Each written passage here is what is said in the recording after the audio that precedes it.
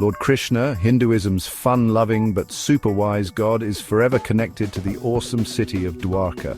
Krishna, a form of Vishnu, is loved for his smart thinking, peacemaking skills, and for being the guide and chariot driver for the warrior Arjuna in the epic story of the Mahabharata. While Mathura, his birthplace, is very important, he chose Dwarka as his kingdom. He made it a symbol of his amazing rule.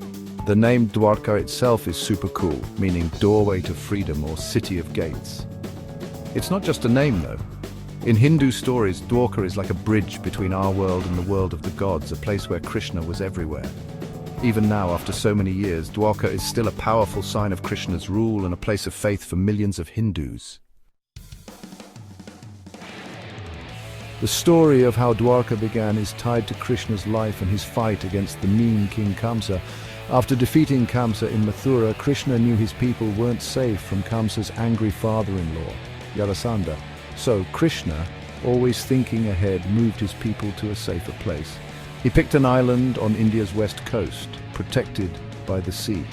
This island, called Kushasthali, became the magnificent city of Dwarka thanks to the amazing building skills of Vishwakarma, the god of building. Dwarka wasn't just any city, it was a super strong fortress with tall walls, huge gates, and clever canals and waterways.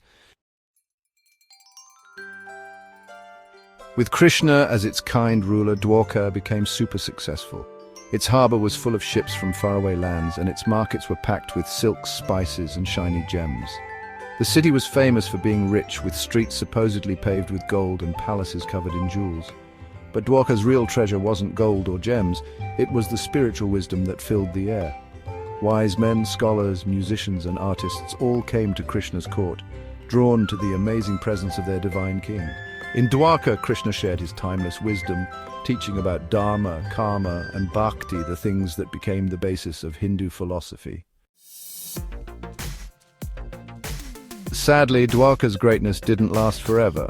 After the big Kurukshetra war, where Krishna played a very important part, bad things happened and the city sank into the sea. This story, told in the Mahabharata and other Hindu books, reminds us that nothing on earth lasts forever. But even though it's underwater, Dwarka is not forgotten. It lives on in the hearts and minds of believers thanks to storytellers, poets, and pilgrims. Today, Dwarka is one of the 7 most sacred cities in Hinduism. People go there to ask for blessings, to be forgiven for their mistakes, and to feel closer to Lord Krishna.